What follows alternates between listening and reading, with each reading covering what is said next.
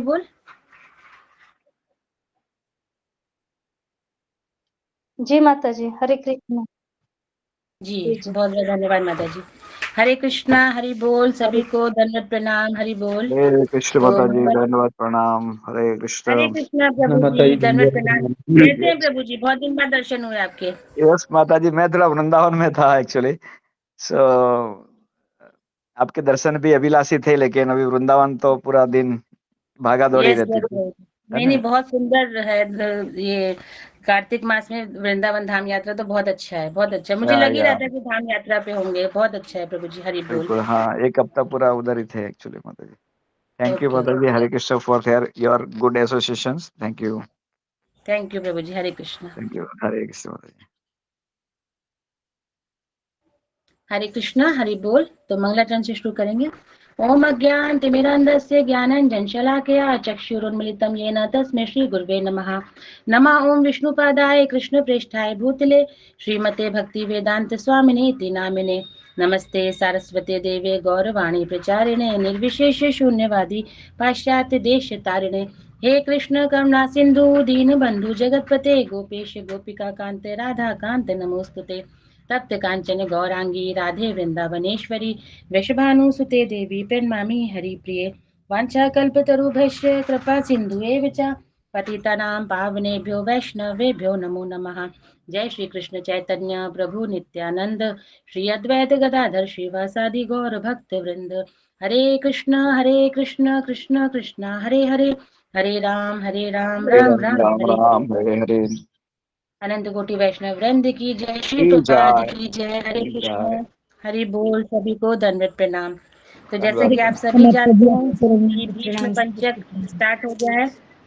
दंडवत प्रणाम। तो आज ही से जो भीष्म पंचक व्रत है, जो आज से स्टार्ट हो गया। मॉर्निंग में हमने जपा टॉक के में इस बारे में बात करी थी, और हमने ये भी करा था कि हमें इस टाइम पे भीष्म स्तुति पढ़नी चाहिए, है ना। और हमने अपनी दोपहर की क्लास में 11:30 पे विशेष सत्र भी रखा था भीष्म स्तुति के लिए। तो जो लोग आए थे लाभान्वित हुए होंगे, आशा करती हूँ कि उनको लाभ मिला होगा उसको सुन करके।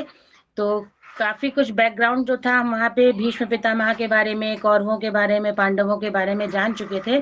तो अभी इस क्लास में हम जो भीष्म ने भगवान की जो स्तुति की है भीष्म पितामह ने, उनके श्लोकास को पढ़ेंगे, उसके अर्थ को समझेंगे, ताकि हम भी जो अपनी कॉन्शियस है ना, हमारी कॉन्शियस जो है वो भीष्म पितामह की तरह भगवान में लगे।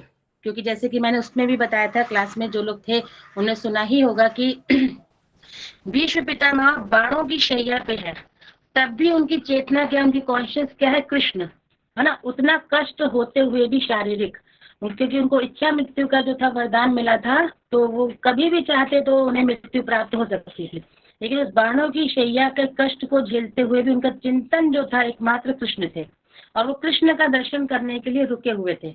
तो यही मैंने उस टाइम भी बताया था, फिर से बताती हूँ कि अगर, यस माता जी, यस माता जी। तो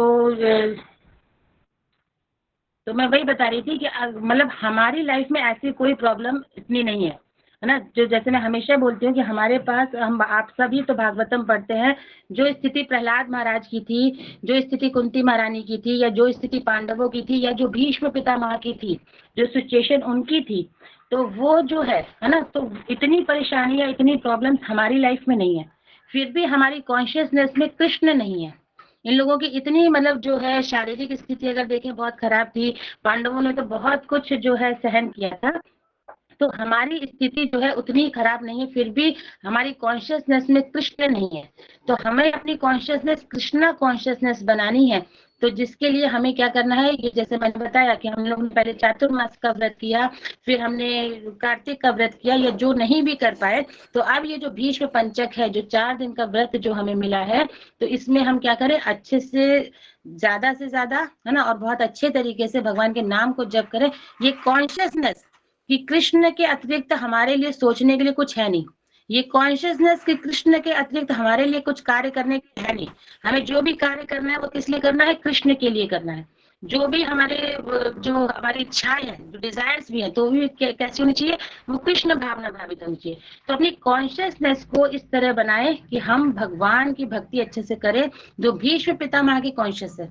जैसे उन्होंने अपनी जो स्तुति है, पहला वाला श्लोक का तो मैं बोलूंगी, उसके बाद मैं आपको शॉर्ट में बताऊंगी। तो पहला श्लोक जो आता है, भीष्म उवाच इति मति रूप कल्पिता वितृष्णा भगवती सात्वत पुंगवे विभुम्नि स्वसुखमुपगते क्वचिद्विहर्तुं प्रकृतिमुपेयुषि यद्भव प्रवाहा। पहला ही जो श्लोक है, जो भीष्म पितामह स्तुति गा रहे हैं, तो उसमें पहले ही श्लोकों में वो क्या बोल रहे हैं, इति मति रूप कल्पिता। मति मतलब हमारी मति, हमारी चेतना, हमारा सोचना, हमारा अनुभव करना, हमारी इच्छा, वो कैसी हो, वितृष्णा, उसमें तृष्णा मतलब भौतिक कामनाएं, इच्छाएं, सेंस ग्रेटिफिकेशन की इच्छा उसमें नहीं होनी चाहिए।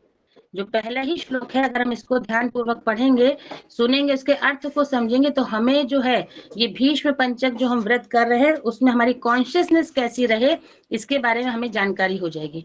तो पहले ही श्लोका में अपनी स्तुति में भीष्म पितामह भगवान की स्तुति जो गा रहे हैं, पहले ही बोल रहे हैं कि भीष्म वाच, मतलब भीष्म देव कह रहे हैं, इति इस प्रकार से, मति सोचना या अनुभव करना, इच्छा करना, उपकल्पिता नियुक्त, वितृष्णा समस्त इंद्रिय इच्छाओं से मुक्त, भगवती श्री भगवान में, सात्वत पुंगवे भक्त के नायक के प्रति, विभूति मतलब परम के प्रति, स्वसुखम आत्म संतोष, उपगते उनके प्रति जिन्होंने इससे प्राप्त किया है, क्वचित कभी कभी, विहतुम दिव्य आनंद से, प्रकृति भौतिक जगत में, उपेयुषी अवश्य स्वीकार करे, यत भव जिनसे सृष्टि प्रभा बनी है तथा विनष्ट होती है।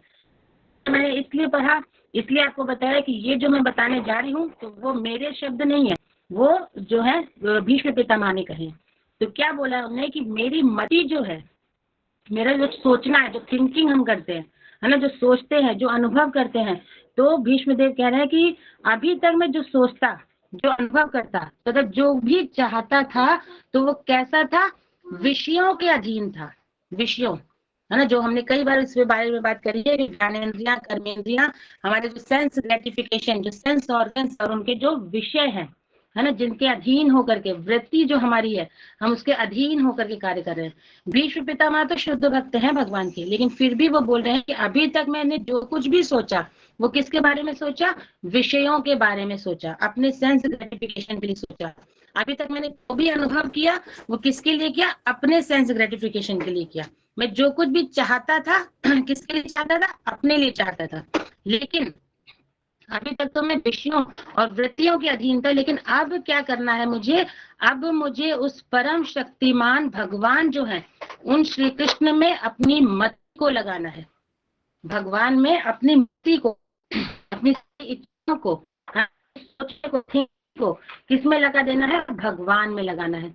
और भगवान कैसे है, वो तो सदैव आत्मतुष्ट रहने वाले, और कभी कभी भक्तों के नायक होने के कारण वे भौतिक जगत में अवतरित होकर के दिव्य आनंद लाभ करते हैं। ये संपूर्ण जगत है, वो उन्हीं भगवान के द्वारा बनाया गया है। देखिए भीष्म पितामह जो है, वो जानते थे कि भगवान कौन है ना, भगवान कौन है वो जानते थे। और उन्होंने जब आपको पता होगा कि जब भीष्म पितामह बाणों की शैया पे लेटे थे, तो भगवान जो है वो हमेशा भक्तों का ग्लोरिफिकेशन करना चाहते हैं। भगवान चाहते हैं कि ठीक है, तो मेरा नाम तो लो, अच्छी बात है, मेरी लीलाओं को पढ़ो, अच्छी बात है, लेकिन मेरे भक्तों का ग्लोरिफिकेशन, तो भक्तों के ग्लोरिफिकेशन के लिए भगवान ने तो भीष्म पितामह से, माता जी आवाज कट रही है आपकी, आवाज क्लियर नहीं आ रही माता जी। अच्छा, हरे कृष्णा, अब आ रही है, हरे कृष्णा, हरि बोल, आ रही है जी, आ रही है। ओके। तो भीष्म पितामह से उपदेश लेने के लिए युधिष्ठिर महाराज को श्री कृष्ण ने बोला, क्योंकि वो जो थे भगवान के शुद्ध भक्त थे, तो उनको उपदेश देने के लिए जो भीष्म पितामह है, तो जब वहां पे जब उपदेश देने के लिए बुलाया धर्मराज युधिष्ठिर को, सभी पांडव जो थे भीष्म पितामह से मिलने गए, क्योंकि एकदम अंतिम समय उनका था, वो इंतजार कर रहे थे श्री कृष्ण का, है ना, वो इंतजार कर रहे थे कि भगवान जब मेरी आंखों के सामने हो, तब मेरे जो है वो प्राण निकले, जो हमारे भी सबका हम यही पढ़ते आए ना कि अंत काले नारायण स्मृति, तो उनका भी यही था कि भगवान जब मेरी आंखों के सामने हो तो उनकी स्तुति करते हुए, उनका दर्शन करते हुए जो है कि मेरे प्राण निकले।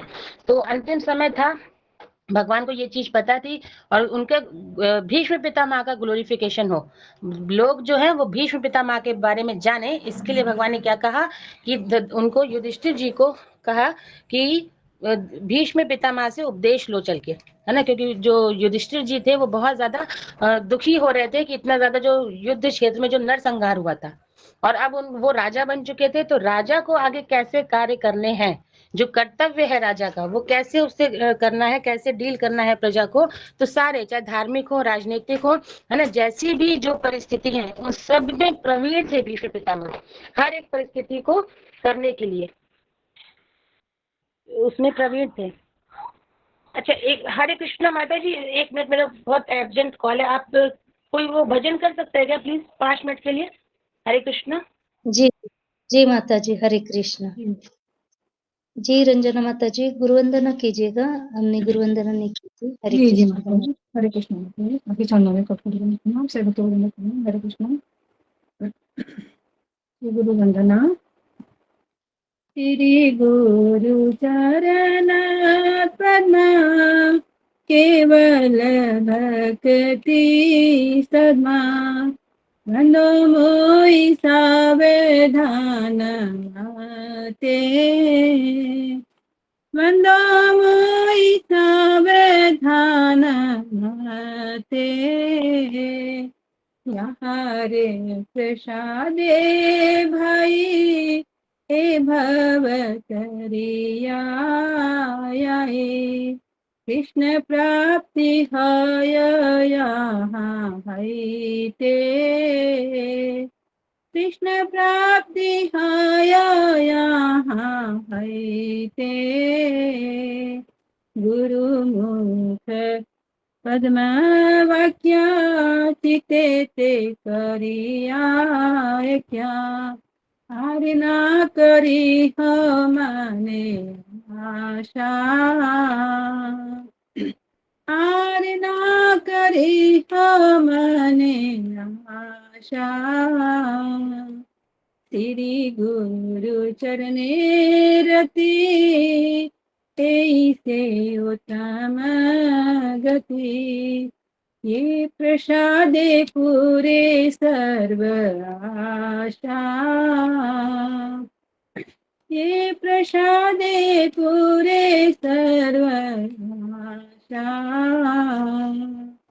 चक्षुदान दिले जन्मे जन्मे प्रभु से, चक्षुदान दिले जन्मे जन्मे प्रभु से, दिव्य ज्ञान हृदय प्रकाशिता, दिव्य ज्ञान हृदय प्रकाशिता, प्रेम भक्ति यहाँ है ते अविद्या विनाश्यते, वेद गाया हर चरिता, वेद गाया हर चरिता, श्री गुरु करुणा सिंधु अधम जनार बिंदु, श्री गुरु करुणा सिंधु अधम जनार बिंदु, लोकेनाथ लोकेर जीवाना, लोकेनाथ लोकेर जीवाना, प्रभु करो दया देह मोहे पद छाया, हे बेयश गुशुक्ति भुवाना, हे बेयश गुशुक्ति भुवाना, प्रभु पालैनु शराना, गुरुदेव पतित पवाना, प्रभुपद प्रभुपद प्रभुपद, जय प्रभुपद, जय गुरुदेवा, जय गुरुदेवा, गुरुदेवा जय गुरुदेवा। नित्य गौर हरि बोल, हरि बोल, हरि बोल, नित्य गौर हरि बोल, नित्य गौर हरि हरि बोल। बहुत प्रेमानंद है, हरि हरि बोल, हरि हरि बोल, हरे कृष्णा। हरि बोल माता जी, हरे बहुत कृष्णा। हरी हरी हरी बोल। पढ़े माता जी के आने तक कृपया हैंड रेज कीजिएगा। 1.9.32 मैंने ग्रुप में भी डाली है भीष्म स्तुति। जी श्लोका जी बोलेंगे हम एक एक करके। तो भीष्म पंचक के अवसर पर हमें भीष्म स्तुति पढ़नी ही चाहिए। तो जी हम जी शुरू करते एक एक हैंड रेज करके। जी माता जी, आप पहला श्लोक बोलिएगा। हरे कृष्ण। दूसरे श्लोक बोलो। के लिए हैंड रेज कीजिएगा। पेज नंबर जी क्या माता है माता जी? कृष्ण। पेज नंबर है 485 माता जी, 485 है। धन्यवाद। 1.9.32। हाँ 1.9। जी रंजना माता जी, हरे कृष्ण। आप शुरू हरे कृष्ण कीजिएगा। माता जी, आपके चरणों पर प्रणाम, सेवक को प्रणाम। जी माता जी 32 नंबर पढ़ू ना माता जी? जी माता जी, हरे जी। कृष्ण। श्री भीष्म उवाच इति मति उपकल्पिता वितृष्णा भगवती साक्षात् पुंगवे विभुम्नि स्वसुखम् उपगते क्वचित् विहर्तुं प्रकृतिम् उपयेषु यत् भव प्रवाह। जी विश्वदेव धन्यवाद ने। माता जी। जी जी ठीक है माता। आपको हरे कृष्ण। अनुवाद पढ़ेंगे माता जी? अनुवाद पढ़ू माता जी? जी मुझे जी लगता पढ़ती है हूँ। तो माता जी के तो फिर बीच में रहेगा, तो हम ऐसे संस्कृत श्लोक का बोलेंगे माता जी। खाली श्लोक ही बोल रही हूँ, ठीक है माता जी। हरे कृष्ण। अगर समय मिला तो करेंगे। हरे कृष्ण। जी मनोरमा माता जी, 33 नंबर। हरे कृष्ण माता जी, धन्यवाद प्रणाम। सभी भक्तों को धन्यवाद प्रणाम। त्रिभुवन कमनम तमालवर्णम रविकर गौरवराम्बरम दधाने वपुरल ककुलावृताननाब्जं विजय सखेरतिरस्तु मे नवद्या। हरे कृष्ण माता जी, धन्यवाद प्रणाम। हरि बोल, हरि बोल।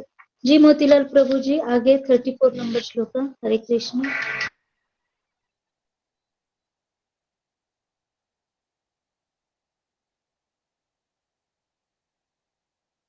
मोतीलाल प्रभु जी 34 नंबर श्लोक पढ़िए। प्रभु जी आप। हरे कृष्ण माता जी, दंडवत का। दुधितुरंगर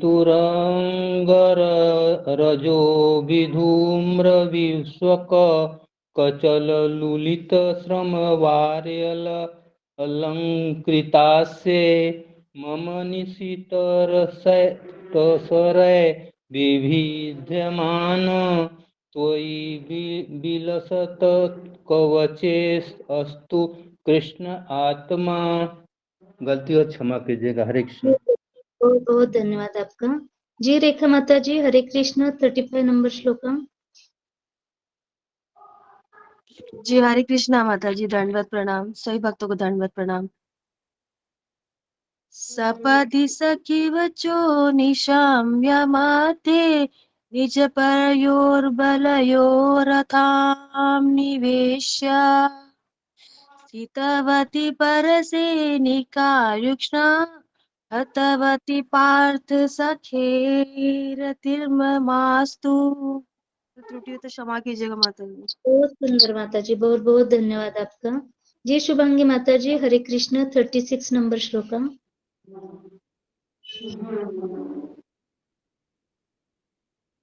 शुभांगी हरे माता जी, कृष्ण हरे। माता जी, दंडवत प्रणाम।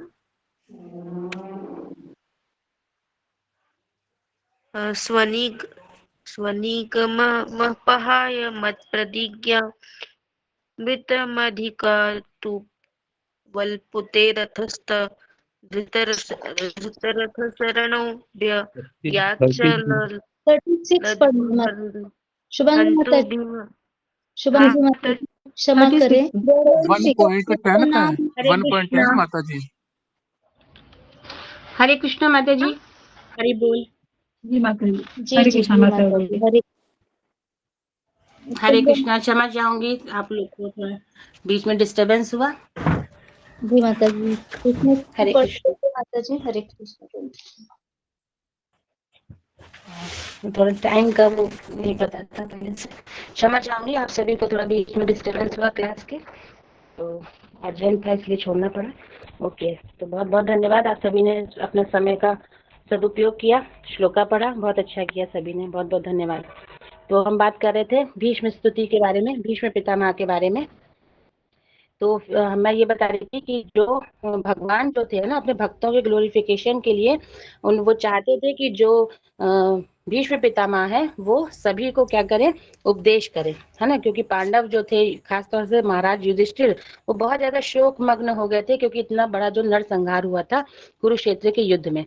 दूसरी चीज उसमें वहां पे आती है, बहुत इंपॉर्टेंट है, जब आप पढ़ेंगे श्रीमद् भागवतम और उसमें भीष्म स्तुति के पहले जब आप पढ़ेंगे तो उसमें देखेंगे कि जब भीष्म पितामह उपदेश करने जा रहे थे तो ये कितनी इंपॉर्टेंट चीज है जो हमें सीखनी चाहिए। टीचिंग्स में बोलती हूँ ना कि कभी भी कुछ भी आप पढ़ें उसको सुने, उसको समझे, उससे टीचिंग्स लें। तो पहली चीज तो कि शुद्ध भक्तों के मुख से हमको सुनना चाहिए, है ना। तो भीष्म पितामह जब उपदेश करने जा रहे थे तो बड़े बड़े संत, ऋषि मुनि, जैसे वहां पे आप पढ़ेंगे तो वर्णन आता है कि नारद, व्यासदेव, पराशर मुनि, है ना, सुखदेव गोस्वामी, असित, देवल, जो बड़े बड़े जो ऋषि मुनि थे जो स्वर्ग में रह रहे थे, वो भी उतर करके आए यहाँ पे भीष्म पितामह के पास में। क्यों? क्योंकि वो उपदेश करने जा रहे थे, वो भगवान के बारे में बताने जा रहे थे या वो शिक्षा देने जा रहे थे जो हमें सीखनी है।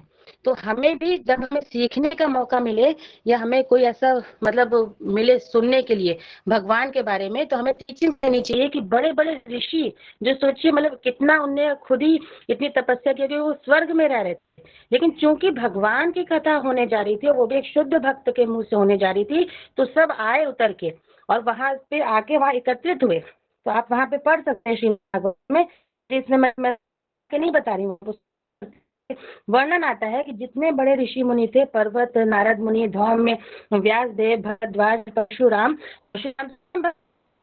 लेकिन भी उतर करके आए स्वर्ग लोक से, क्योंकि अब जो था भीष्म पितामह जो थे उपदेश करने जा रहे थे। और ना कि सिर्फ ये ऋषि मुनि आए बल्कि अपने शिष्यों को भी लेकर के आए। वो स्वयं तो आए ही सुनने के लिए, अपने शिष्यों को भी लेके आए कि सुने, है ना। सब शिष्य, वहां पे शब्द आता है कि अपने शिष्यों को लेकर के आए कि अब जो है भगवान के भक्त जो है उपदेश करने जा रहे हैं। तो जब भी हमें भी ऐसा अवसर मिले कि कभी भगवान के बारे में हमें, तो हमें क्या करना चाहिए, सुनना चाहिए। लोक में हमें ये बहुत अच्छी सुविधा दी गई है इस मनुष्य शरीर में कि हम भगवान की कथा सुन सकते हैं। ये स्वर्ग में भी दुर्लभ है, स्वर्ग में भी भगवान की कथा नहीं होती, वहां तो अपना इतना ऐश्वर्य भोग होता है कि किसी को टाइम ही नहीं कि कथा सुने, वो तो इतने ऐश्वर्य भोग में डूबे रहते। सोचिए जब इस भौतिक संसार में इतनी खराब सड़ी हुई चीजों में हम इतने आ सकते हैं, तो स्वर्ग में तो कितना अच्छा सुख है, इससे तो कई बेटर अच्छा सुख है, कई बेटर। वहां पे सुंदर कमरे हैं, आलीशान सब चीजें हैं, खाने पीने के आइटम इतने अच्छे हैं, तो वहां पे कौन ही कथा सुनेगा। तो जब हम इस भौतिक संसार में एकदम जो खराब कूड़ा कबाड़ा चीजें खा रहे हैं, कूड़ा कबाड़ा जगहों पे रह रहे हैं, तो हम सोचते हैं कि ये बहुत अच्छा है, हम भगवान की कथा को इग्नोर कर देते हैं, जो सबसे बहुमूल्य चीज है।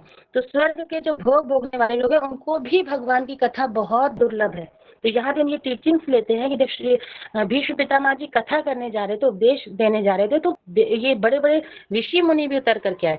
इवन देन भगवान स्वयं अपने भक्तों को, पांडवों को लेके आए कि क्यों, क्योंकि मेरे भक्त के मुंह से सुनो, है ना। भगवान अपने बारे में भी चाहते हैं कि मेरा यश गान हो और मेरे भक्तों का भी यश गान हो, तो वहां पे उपस्थित हुए। फिर जैसे पहला वाला श्लोक में बता रही थी कि अपनी मति, जो हमारी बुद्धि है ना, जो जबकि जो अगर आप देखें कि भीष्म पितामह जो थे वो शुद्ध भक्त थे, है ना। उनका क्योंकि अब उनका सरेंडर इतना ज्यादा था अपने हस्तिनापुर राज्य के लिए, उस राज्य के जो सिंहासन पे जो वहां पे बैठेगा उसके लिए इतना ज्यादा वो आत्मसमर्पित थे कि गलत चीजें भी हुई पर उनका विरोध नहीं कर पाए, क्योंकि दृढ़ प्रतिज्ञ थे। हस्तिनापुर सिंहासन के लिए वो दृढ़ प्रतिज्ञ थे कि जो भी यहाँ पे बैठेगा सिंहासन पे, मैं उसके प्रति एकदम डिवोशन का भाव था, है ना। तो वो वहां पे निर्णय नहीं कर पाए या वहां पे जो है पांडवों की हेल्प नहीं कर पाए, द्रौपदी जी की हेल्प नहीं कर पाए, लेकिन अंदर से ऐसा नहीं था क्योंकि वो शुद्ध भक्त थे। अब क्योंकि उनकी दृढ़ प्रतिज्ञा थी कि राज्य का जो है हस्तिनापुर राज्य की जिम्मेदारी मेरी है, तो जो सिंहासन में बैठेगा, जो भी कार्य करेगा, मैं उसको सपोर्ट करूंगा। तो लेकिन शुद्ध भक्त थे, तो फिर उनकी मति चीज है कि हमारी मति, ये समझने वाली बात है ना, कि हमारी चेतना जो है वो कहाँ पे लगी हुई है। तो जैसे यहाँ पे जो मैंने फर्स्ट श्लोक का जो पढ़ा था, अगर आप इसी को आत्मसात कर लेंगे कि मति हमें कहाँ लगानी है ना, मति हमें लगानी है भगवान में। हमें सोचना किसके बारे में, अनुभव क्या करना है, इच्छा किसके बारे में करनी है, भगवान के बारे में करनी है। और भगवान कौन है? कृष्ण। ये भी हमें जाना चाहिए, क्योंकि मैंने कई बार बताया, ब्रह्मा जी बोलते हैं ईश्वरः परमा कृष्ण सच्चिदानंद विग्रह अनादिरादि गोविंदम सर्व कारण कारणम। भगवान कौन है? कृष्ण। ब्रह्मा जी ने बोला। नारद मुनि ने बोला भगवान कौन है? कृष्ण। इंद्र आए, इंद्र ने भगवान की स्तुति गाई, उसमें बोला कि भगवान कौन है? कृष्ण। कृष्ण ने, भगवान श्री कृष्ण ने स्वयं गीता में इतनी बार बोला कि मैं भगवान हूँ। उसके बाद भी हम अपने मन में डाउट रखते हैं कि भगवान कौन है, हम किसकी पूजा करें, हम किसकी शरण में जाए, हमको पता ही नहीं है। तो यहाँ पे क्लियर हमें कर लेना चाहिए कि भगवान कौन है? कृष्ण है। भीष्म पितामह भी कह रहे हैं कि भगवान है कृष्ण। तो इस तरह के श्लोका से टीचिंग्स लेते हुए हम देखेंगे। तो जैसे मैंने उस दिन भी बोला था कि अपनी कॉन्शियसनेस जो है, हमारी कृष्णा कॉन्शियसनेस में रहने का अर्थ क्या है कि एक क्षण के लिए भी कृष्ण हमसे छूटने नहीं चाहिए, चाहे वो हो। कष्ट में है, सब कुछ है, लेकिन फिर भी क्या है कि वो अपनी कॉन्शियसनेस में कृष्ण को रखे हुए। फिर देखिए भक्त के लिए, जैसे यहाँ पे हम देखते हैं कि भक्त के लिए भगवान किस हद तक चले जाते हैं, है ना। जो हम भगवान को भगवान नहीं मानते, आपको पता है भगवान हमसे ज्यादा सुख हम धाम। आवाज कट रही है माता जी। अभी भी कट रही है माता जी? जी माता जी, रुक रुक के आ रही है, ब्रेक हो रही बहुत ज्यादा। ओके, हरे कृष्णा। अब आ रही है? हरि बोल। ओके, जी माता जी जी। अभी आ रही है। ओके, क्षमा चाहूंगी, बहुत डिस्टर्बेंस हो रहा है ना। ठीक है, तो मैं बता रही थी कि भगवान जो है वो हमसे ज्यादा डेस्परेट है क्योंकि हम उनके पास वापस जाए, है ना। हमें लगता है कि हम भगवान के लिए बहुत कुछ कर दे रहे हैं, हमको लग रहा है कि हम सबसे बड़े त्यागी, हमने ये छोड़ दिया, हमने ऐसा कर दिया, लेकिन भगवान जो है वो हमसे ज्यादा, उनको उत्सुकता है कि हम कैसे जल्द से जल्द उनके पास जाएं। जैसे मैंने बताया कि ये जो कार्तिक मास का समय है कि आप कुछ नहीं कर पाते साल भर, तो 4 महीने कम से कम अच्छे से भजन कर लो। वो 4 महीने भी आप अच्छे से नहीं कर पाते तो 1 मास कार्तिक मास दिया, चातुर्मास के बाद कार्तिक मास दिया, फिर आपको बोला वो भी नहीं कर पाए तो भीष्म पंचक दिया। क्योंकि वो देखिए हर एक छोटी चीज को हमारे चाहते हैं कि हम उनके प्रति समर्पित हो जाए और उनके पास वापस जाए। वो हमसे ज्यादा डेस्परेट है, हम उनके लिए क्या ही करते हैं, है ना। तो वो किस तरह से जो है, जैसे भक्तों के लिए उनका प्रेम कितना ज्यादा प्रेम है कि अर्जुन के वो सारथी बन गए, है ना। भगवान ने बोला कि मैं युद्ध करूंगा, सॉरी मैं युद्ध नहीं करूंगा, जो मैंने मॉर्निंग क्लास में भी बताया था कि जब दुर्योधन और अर्जुन दोनों ही भगवान के पास में गए थे और भगवान ने अर्जुन को पहले देखा और उसके सामने मतलब पूछा कि क्यों आए हो, तो उन्हें बोला कि मुझे धर्मराज युधिष्ठिर ने, भाई ने, मेरे भ्राता ने, बड़े भ्राता ने भेजा है कि आपसे सहायता मांगने के लिए, क्योंकि युद्ध होने वाला है। तो उन्हें बोला कि सहायता तो मैं क्या ही करूंगा, मैं तो युद्ध करूंगा नहीं, मैं तो कोई अस्त्र शस्त्र उठाऊंगा नहीं, तो मैं तुम्हें ऑप्शन देता हूँ, एक तरफ मैं हूँ, एक तरफ है मेरी नारायणी सेना, तुम्हें जो चाहिए वो चूज कर लो, क्योंकि तुम जो है मैंने तुम्हें पहले देखा है। तो दुर्योधन भी वहां पे थे, तो दुर्योधन बोले नहीं पहले तो मैं आया था, लेकिन क्योंकि वो सिरहाने बैठे थे सिर की तरफ, तो भगवान उनको नहीं देख पाए थे, तो अर्जुन को ऑप्शन मिला चूज करने के लिए, तो अर्जुन ने बोला मुझे तो कृष्ण ही चाहिए। तो हमें जब मौका मिलता है चूज करने का, है ना, हमें भी ऐसे मौके मिलते हैं ना चूज करने के कि हमें क्या चाहिए, तो हम अगर होते तो दुर्योधन ने क्या चूज किया? नारायणी सेना, मतलब कृष्ण को छोड़ दिया।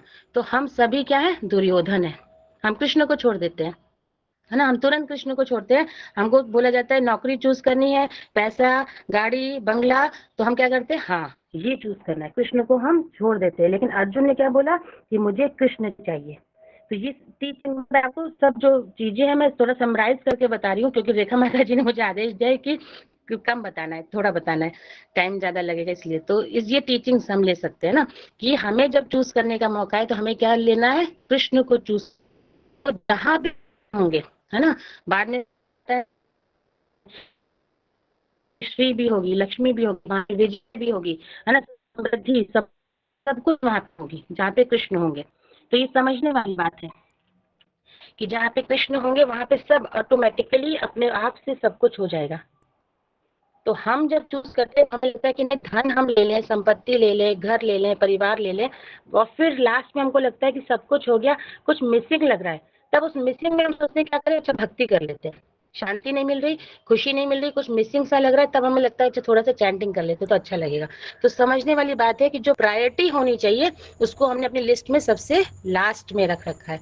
अर्जुन ने बोला मुझे नहीं चाहिए नारायणी सेना, भगवान ने बोला भी कि देखो मैं युद्ध नहीं करने वाला, मैं अस्त्र शस्त्र नहीं उठाने वाला, युद्ध में ऐसे व्यक्ति का क्या काम है, कि जो युद्ध ही नहीं करेगा तो मुझे लेके क्या ही करोगे, मैं तो कुछ हेल्प भी नहीं कर रहा तुम्हारी। उन्हें बोला कोई बात नहीं, आप ही बस रहोगे, आप ही चाहिए। तो ये समझने वाली बात है कि हमारी लाइफ में जब चूज करने का अवसर आए तो हम क्या चूज करेंगे, हमें कृष्ण को चूज करना चाहिए। और भगवान ने हमको चूज कर रखा है। आप हम जितने भी लोग अभी यहाँ पे मौजूद हैं, भगवान के बारे में कथा लीला सुन रहे हैं आज एकादशी के शुभ अवसर पे, तो भगवान ने हमको चूज किया है, इसीलिए हम उनके बारे में सुन पा रहे हैं। ये आप हमेशा याद रखिएगा। अगर हम अच्छे से नाम जप कर पा रहे हैं तो भगवान ने हमको चूज किया है। कितने लोग इस दुनिया में हैं जो इस टाइम पे नाम जप कर रहे होंगे, नहीं करते हैं, हमारे घर में ही नहीं होंगे। मैं तो दुनिया की बात ही छोड़ दो, हमारे घर में आस पड़ोस में भी लोग नहीं होंगे जो नाम जप करते होंगे।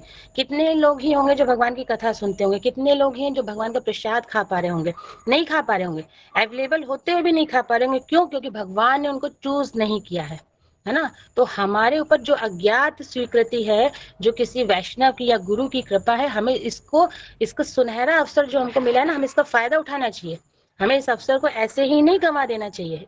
इसको हमें समझना चाहिए कि कितनी कृपा है हमारे ऊपर। जो जैसे मैंने बोला कि हमें टीचिंग्स लेनी चाहिए कि कभी भी भगवान की कथा सुनने का अवसर मिले। अब तो इतनी सुविधा है इस्कॉन की तरफ से कि इतनी सारी आपकी ऑनलाइन क्लासेस होती हैं, है ना। बुक रीडिंग की क्लासेस होती है, श्रीमद् भागवतम भगवद गीता की क्लासेस होती है। आप आराम से घर में बैठ करके, कोई ऐसा भी नहीं कि हमें कहीं जाना है, कन्वेंस खर्चा करना है, पैसे खर्च होंगे, नेट सबके पास अवेलेबल रहता है, आराम से सुन सकते हैं। तो जब भी मौका पड़े, कहाँ से स्वर्ग लोक से भी देखिए संत जो थे, ऋषि थे बड़े बड़े, वो उतर के आए। क्यों? क्योंकि भगवान की चर्चा होने जा रही है। तो ये सब टीचिंग्स हमें लेनी चाहिए।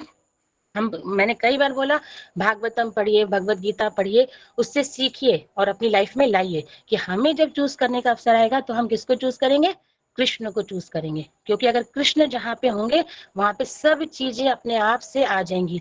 वहां पे खुशी भी आ जाएगी, वहां पे धन भी आ जाएगा, वहां पे आनंद भी होगा, संपन्नता भी होगी, सब कुछ होगा। हमको संशय नहीं करना चाहिए। अर्जुन, जबकि भगवान ने अर्जुन को बोला कि मुझे मत चूज करो, मैं तो युद्ध नहीं करूंगा, लेकिन अर्जुन ने बोला नहीं। तो ये दृढ़ निश्चय कि हमें कौन चाहिए, हमें कृष्ण चाहिए, बस ये दृढ़ निश्चय होना चाहिए, है ना। भीष्म पितामह अपनी प्रतिज्ञा के लिए बहुत विख्यात थे, क्योंकि भीष्म पितामह ने जो प्रतिज्ञा कर ली, अब कोई उनको हिला नहीं सकता था। उनने जो कह दिया वो कह दिया, पत्थर की लकीर।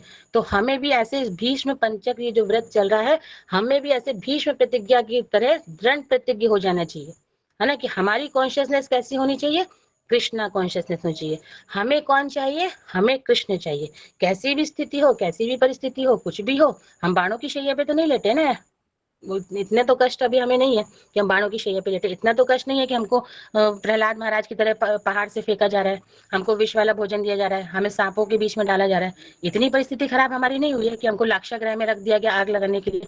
कोई भी परिस्थिति आप देख लो, पांडवों की, कुंती महारानी की, प्रहलाद महाराज की या भीष्म पितामह की, हमारी लाइफ में भी ऐसी कोई भी प्रॉब्लम नहीं है, कोई भी नहीं। उसके बाद भी अगर हम चैंटिंग नहीं कर पा रहे हैं, उसके बाद भी अगर हम भक्ति नहीं कर पा रहे हैं, तो कमी जरूर हम में है। तो टीचिंग्स ले भीष्म पितामह की स्तुति से, भीष्म पितामह से, है ना। तो फिर समझने वाली बात है कि जो भीष्म पितामह है, तो वो बोलते हैं कि अपनी स्तुति में कि आपने तो प्रतिज्ञा करी थी कि आप शस्त्र नहीं उठाएंगे, लेकिन आपने अपने भक्तों के लिए भी जो है अपनी प्रतिज्ञा को भंग कर दिया। आपने कहा था हम शस्त्र नहीं उठाएंगे, लेकिन जब भीष्म पितामह ने, क्योंकि दुर्योधन आए थे भीष्म पितामह से बोलने कि आप जो है, आप पांडवों के बहुत पक्षपाती हैं, आप उनको कभी नहीं मारेंगे, आप युद्ध तो मेरी तरफ से लड़ रहे हैं, आप सेनापति तो मेरी सेना के बने हैं, लेकिन पांडवों के प्रति आपका विशेष स्नेह है, तो इसलिए आप क्या करेंगे कि आप उनको नहीं मारेंगे। तो भीष्म पितामह ने कहा ऐसा नहीं है ना, मैं दृढ़ प्रतिज्ञा करता हूँ कि मैं कल के युद्ध में, जब सूर्योदय से युद्ध प्रारंभ होगा, मैं अर्जुन को या सभी पांडवों को मार दूंगा। बिल्कुल उन्होंने बोला कि मैं मार दूंगा। और ऐसा ही हुआ कि भीष्म पितामह ने इतने बाण चलाए कि अर्जुन के बिल्कुल छक्के छूट चुके थे। अर्जुन बहुत जो थे एकदम परेशान हो गए थे, उनके पसीना आ रहा था, है ना, बहुत। अर्जुन जो थे उनके बाणों का सामना नहीं कर पा रहे थे भीष्म पितामह के, इतने सारे बाण जो थे वो जो है चला रहे थे भीष्म पितामह। और जब भगवान को लगा कि अर्जुन जो है भीष्म पितामह के बाणों का सामना नहीं कर पा रहा है, अपने भक्त की रक्षा के लिए भगवान ने क्या किया, प्रॉमिस किया था कि मैं शस्त्र नहीं उठाऊंगा। तो भगवान ने क्या किया, रथ का पहिया लेकर के दौड़े किसकी तरफ, भीष्म पितामह की तरफ। क्यों? भक्त की रक्षा के लिए। तो भक्त की रक्षा के लिए भगवान जो है ना, वो अपनी प्रतिज्ञा भी जो है तोड़ देते हैं, है ना, अपनी प्रतिज्ञा भी तोड़ देते हैं। क्यों? भक्त के लिए। तो अगर भक्ति में हैं, या हम कुछ ऐसा प्रयास कर रहे हैं, जो भी हम साधक है, साधना कर रहे हैं, तो अगर हमारी लाइफ में ऐसी कोई प्रॉब्लम आएगी कि हमारी कुछ बाधाएं आएंगी, कुछ मुश्किलें आएंगी, कुछ ऐसी प्रॉब्लम्स आएंगी जो हमें भक्ति करने से रोकेंगी, तो हम इतने आश्रित तो हो कम से कम भगवान के ऊपर। तो भगवान क्योंकि अपने भक्त की रक्षा करते हैं ना, तो हमारी लाइफ में भी ऐसी चीजें होंगी कि हम उससे उबर पाएंगे और हम भक्ति कर पाएंगे। और विश्वास, अर्जुन को कितना विश्वास था कि भगवान सारथी बने, लेकिन फिर भी उसे पूरा विश्वास था। आपको पता है कुरुक्षेत्र के युद्ध में जितने कौरव थे, जितने भी जो शत्रु पक्ष में लोग थे, उन सबका केंद्र बिंदु एकमात्र शत्रु वो किसको मानते थे? अर्जुन को। सबके बाण जो थे वो अर्जुन की तरफ चलते थे कि अर्जुन को आज खत्म करना है हर हाल में। बाकी लोगों के ऊपर इतना बाण नहीं चलाए जाते थे जितना अर्जुन के ऊपर। फिर भी अर्जुन को एक बाण नहीं लगता था, एक भी बाण नहीं लगता था। क्यों? क्योंकि कृष्ण वहां पे थे, है ना। श्री कृष्ण वहां पे सारथी बन के बैठे थे। सोचिए, सारथी बन के, ड्राइवर। सोचिए किस पोस्ट पे वो अनंत कोटि ब्रह्मांड नायक कहाँ बैठे थे? सारथी बन के बैठे थे, पैरों पे, किसके? अपने भक्त के। और फिर किसी को भी, मतलब कोई भी संकट जो है तो वो उनके ऊपर आने नहीं देते थे। आप लोग ने हैंड रेज किया कुछ कहने या पूछने के लिए? सावित्री माता जी। हरे कृष्णा। जी माता जी, माता जी वो उन्होंने, उनके ध्वज पे हनुमान जी भी तो थे। हाँ थे, तो हनुमान जी भी तो दास है ना भगवान के, सेवक है ना भगवान के। जी जी, वो भी सुरक्षा प्रदान कर रहे थे ना उनको। यस, देखिए जहाँ पे मैंने अभी स्टार्टिंग में क्या बोला, जहाँ पे कृष्ण होंगे वहाँ पे सब कुछ सब कुछ होगा। हनुमान जी क्यों सुरक्षा प्रदान करेंगे? क्योंकि अर्जुन कौन है? भगवान के भक्त है ना। तो हनुमान जी भी भक्त है, तो फिर वो इसलिए सुरक्षा। अब जी, जी, उनको तो, दुर्योधन को तो नहीं सुरक्षा प्रदान करेंगे जी। तो ये कहने का अर्थ है। तो जैसे कृष्ण बताते हैं ये भीष्म पितामह अपने श्लोका में बोलते हैं, अब मैं श्लोका नहीं पढ़ूंगी क्योंकि टाइम और लगेगा। वो अपने श्लोका में बोलते हैं कि मृत्यु के समय मेरा आकर्षण कहाँ पे हो। जैसे उन्होंने स्टार्टिंग में भी बोला कि मेरी मति किस में लगे? भगवान में लगे। और मृत्यु के समय भी वो बोलते हैं कि मेरे मृत्यु के समय भी मेरा एक क्षण भी जो है, मेरी आकर्षण जो है वो भगवान के प्रति भी हो। एक क्षण भी ऐसा ना निकल जाए जो मैं भगवान के प्रति जो हो जाए। और कैसा, मुझे बहुत श्लोक मैं पढ़ती हूँ। वर्णन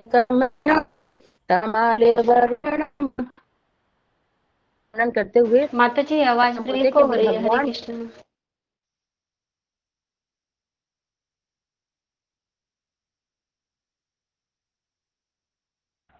हरे कृष्णा, अब आ रही है? जी माता जी। ओहो, पता नहीं आज क्या नेट का इशू इतना ज्यादा हो रहा है। तो एक बहुत सुंदर श्लोका है जिसमें जो भीष्म पितामह है भगवान की सुंदरता का वर्णन कर रहे हैं। क्या बोलते हैं? त्रिभुवन कमनम तमाले वर्णम रवि कर गौरवराम्बरम दधाने वपुरलक कुला व्रतान नाभजम विजय सखे रतिरस्तु में अन्वद्या। बोल रहे हैं कि भगवान जो है कैसी उनकी सुंदरता है। भगवान जो है अर्जुन के प्रिय मित्र हैं, घनिष्ठ मित्र हैं। और जब इस भगवान जो है धराधाम पे आते हैं, क्यों अवतरित होते हैं? भक्तों की रक्षा के लिए, है ना, असुरों को मारने के लिए अवतरित होते हैं। तो भगवान जब इस धरा पे आते हैं तो जैसे अगर हम उन्हें सोचते हैं कि वो साधारण मनुष्य के समान आते हैं, तो ऐसा नहीं है ना। जो भगवान ने गीता में भी बोला, अब जानन्ति माम मूढ़ा मनुष्य तनुमाश्रितम। वो मूढ़ है जो मुझे सोचते हैं कि मैं जो हूँ, जब अवतरित होता हूँ, धरती पे आता हूँ, तो मेरा शरीर जो है वो कैसा होता है? मनुष्य का। जो ऐसा सोचते हैं वो मूढ़ है। भगवान जब इस धराधाम में आते हैं तो भी वह अपने दिव्य शरीर के साथ ही आते हैं। भगवान का शरीर और आत्मा में कोई भी भेद नहीं है। और कोई भी अवतार भगवान ले, उनका हमेशा शरीर क्या होता है? दिव्य होता है।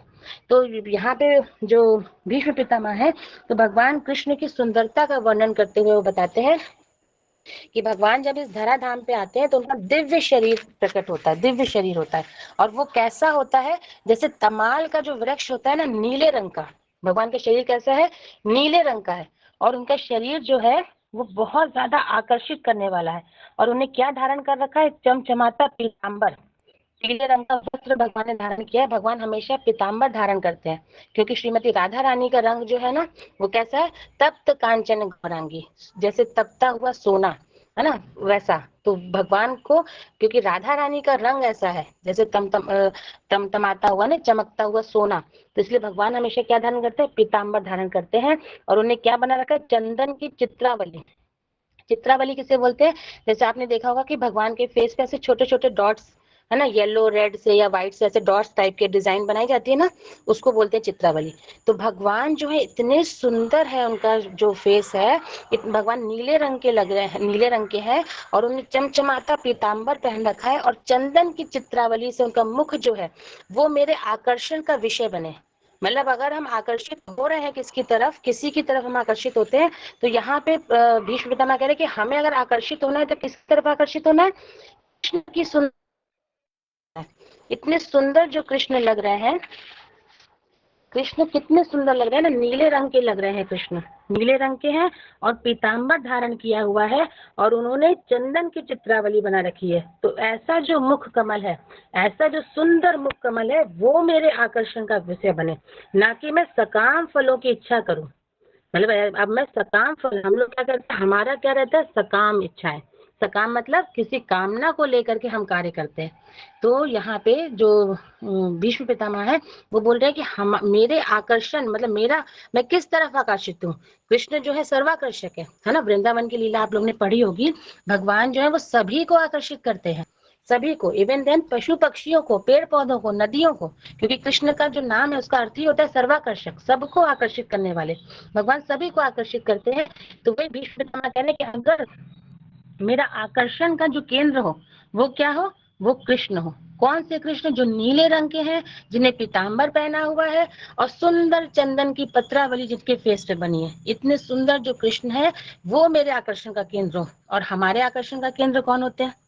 जो बहुत धनी है, जो बहुत सुंदर है, कोई सेलिब्रिटी, कोई हीरो हीरोइन, कोई राजनेता, ये हमारे आकर्षण का केंद्र होते हैं। या जो विदेश चले गए, अरे वो तो पता है विदेश में रहते हैं, वो विदेश में रहते हैं। वही मैं कहती हूँ, मैं कई बार मैंने ये चीज बोली है, शायद आपकी क्लास में भी बोली होगी, कि हम देखिए किस चीज के प्रति आकर्षित हो रहे हैं। जो धनवान है ना, किसी के पास पैसा है, किसी के पास बहुत डिग्री होगी, या हो सकता है कोई बहुत सुंदर हो, बहुत सारी गाड़ियां उसके दरवाजे पे खड़ी हो, और जो इन सब के मालिक हैं, सोचिए, जो षड ऐश्वर्य से युक्त जो भगवान है, जिनके पास सब कुछ है और संपूर्ण है, इन लोगों जिनके प्रति हम आकर्षित हो रहे हैं, उनके पास तो थोड़ा थोड़ा है ना, थोड़ा ही पैसा होगा, कितना ही पैसा होगा।